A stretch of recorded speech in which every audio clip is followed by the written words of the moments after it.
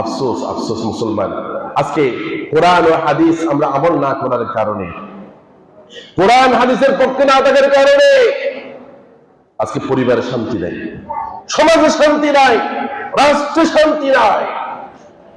একমাত্র সমাজ, পরিবার, রাষ্ট্র শান্তি আসবে কি দিয়া?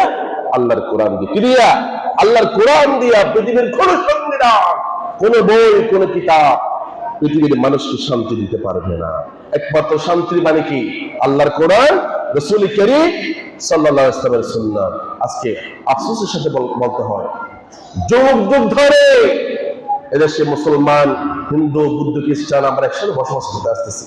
আমরা কারোর প্রতি, কোন ধর্মের প্রতি কোন ধরনের বিদ্বেষ পোষণ আমরা করি না। ইসলাম তার সমর্থনও করে না।